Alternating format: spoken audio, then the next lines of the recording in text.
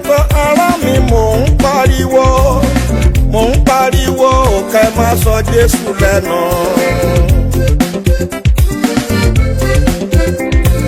Mo máa ń kígbe ará mi mò ń ṣèkìlọ̀ kẹ́ má sọ Jésù lẹ́nu.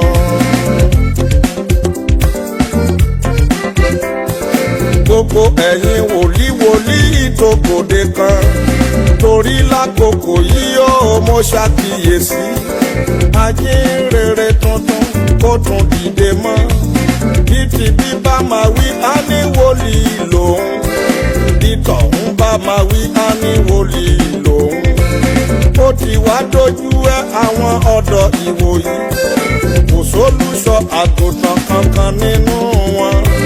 Gbogbo wọn pátá lọ́lọ́run sì rán níṣẹ́, wípé ṣọ́ọ̀ṣì tiwọn nìkan lọ bẹ̀rẹ̀.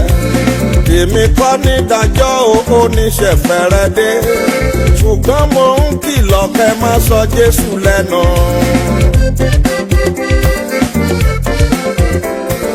Pẹ̀tẹ̀pẹ̀tẹ̀ tí mo nà ní pápá ayé, ẹni tó bá ti tàbà kó yára ṣàtúnṣe, ká má fi ṣèbínú nítorí ọ̀run mà ní. Ṣé ó bójúmu? Mo ní ṣé ó sì dára nínú ìpàdé àdúrà tí ẹ gbé kalẹ̀, yálà nínú ìjọ tàbí ní orí òkè. Gbogbo ìránṣẹ́ Ọlọ́run tó bá ṣiṣẹ́, bó jẹ́ 10 ni wọ́n ò tàbí 12, ó di dandan kí gbogbo wọn kó gbowó ọrẹ. Kéèyàn wá gbàdúrà káyé rẹ̀ lè dára, àti rówó wọkọ̀ padà kíyẹn wá dogun. Mo ń bẹ̀ wá ní òkè má sọ Jésù lẹ́nu.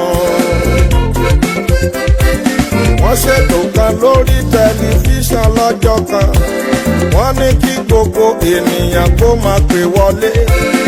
Ìbéèrè àwọn tó ṣètò bó ṣe lọ rèé, wọ́n ní nínú Kristẹni àtàwọn ìmọ̀le, wọ́n ní talẹ̀ tó wọṣọ èṣù jù nínú wọn.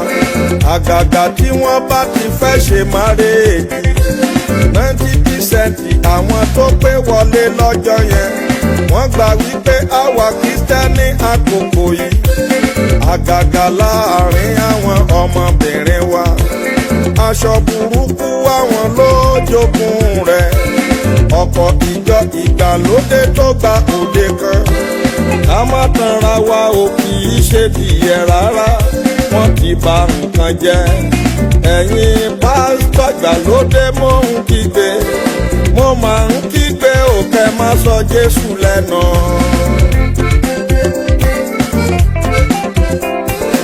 Ẹ̀bẹ̀ ni mo bẹ̀ yín o kẹ́ má fi ṣèbínú.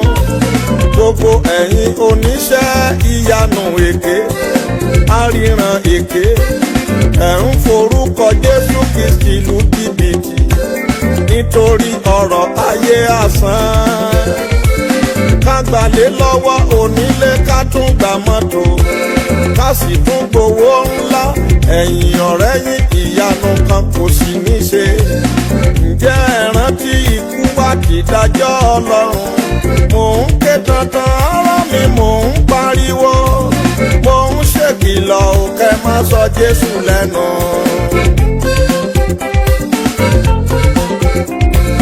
Ẹ tún gbọ́ mi ràn ohun tó ṣẹlẹ̀ ní ìlú Àbújá ló ti ṣẹlẹ̀ ará mi. Bíṣọ̀bù kan ló ṣe sọjí nílùú Pọ́tà, afọ́jú ríran lọ́pọ̀lọpọ̀. Àwọn odi tó sọ̀rọ̀ ara wọn ò níye, arọ́ sì tún dìde. Iṣẹ́ ìyanu wọ̀nyí sì kówó wọlé, ó kọjá bẹ́ẹ̀. Owó tán pín fárọ̀ tó dìde ló dìjà sílẹ̀. Olówó yẹn kéré ó fárọ̀ tí òun ṣe, ó ní kóhun tó lè ṣe bí arọ kò rọrùn. Èyí ló dìjà ńlá sílẹ̀ láàrin wọn. Ó tì ní lójú ó sì bù ní kò. Gbogbo ìwà rádaràda tẹgbẹ́ wọ̀ bí ẹ̀wù.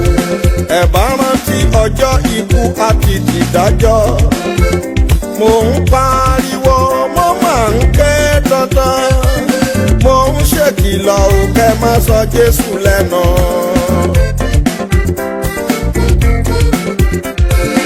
Ẹ ò tún gbọ́ mìíràn bí ní ìlú kan níṣẹ̀lẹ̀ yìí ti ṣẹlẹ̀. Àwọn babaláwo ìlú yẹn náà fẹ̀hónú hàn. Wọ́n sọ pé ìpàdé awo tí àwọn ń ṣe, wọ́n ló yẹ káwọn wòlíì kan ní ìlú àwọn.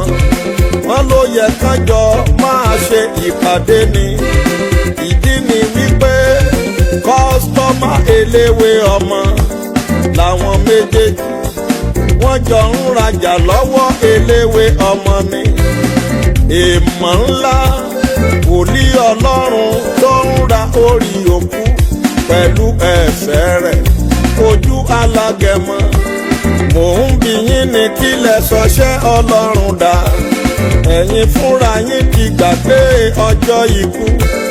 Ìdájọ́ Ọlọ́run ṣe ti gbàgbé rẹ̀ ni. Gbogbo ẹ̀yin ìránṣẹ́ Ọlọ́run èké. Mò ń pariwo, mo máa ń ké dandan.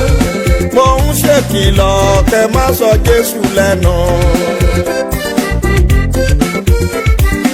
Ẹ̀yin pásítọ̀ ìgbàlódé ẹ̀bẹ̀ lábẹ́. Tẹ̀sọ̀lé Ọlọ́run ilé ariwo lásán. Bẹ́ẹ̀ bá dé bómìíràn kò yàtọ̀ sílé ijó. Àwọn ọmọ ìgbẹ̀yìn ayé alùbẹ̀pà. Àwọn ọmọbìnrin wọn wá káṣọ ọ̀ràn sọ́run. Ọkùnrin wọn á gẹrun ìjàngbọ̀n sí orí. Orí pásítọ̀ gangan ìyẹn á máa rìn bí ojúbọ èṣù. Ẹ wá wòjó ìsọnù ní inú ìjọ. Àgàgà tán bá láwọn fẹ́ ṣe praise night. Lẹ́yìn ilé ìsìn igbó mímu á máa lọ. Bí ojú bá sì tún mọ́ ẹ wá wé e mọ́. Rọ́bà ìdábòbò ìyẹn á wá kọ nílẹ̀. Níbi tí ẹ pé orúkọ Olúwa mọ́.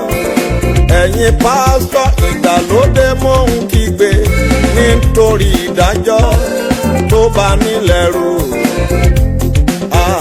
Mò ń ké dandan, mo máa ń pariwo. Mo ń ṣèkìlọ̀ kẹ́ má sọ Jésù lẹ́nu.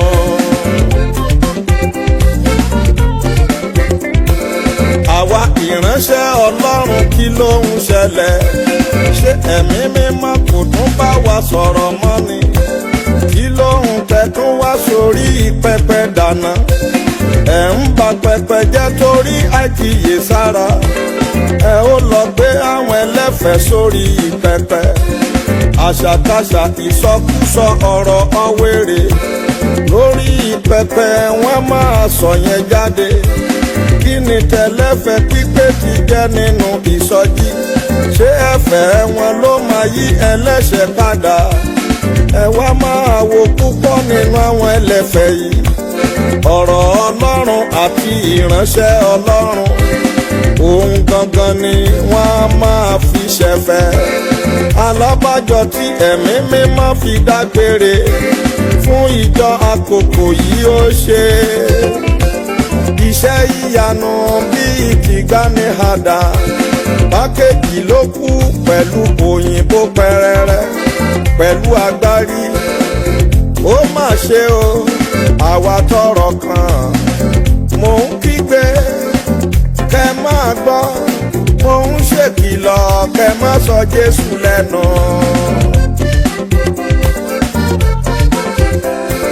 Kò há kàn yín bí o ẹ̀yin ọmọ ìjọ.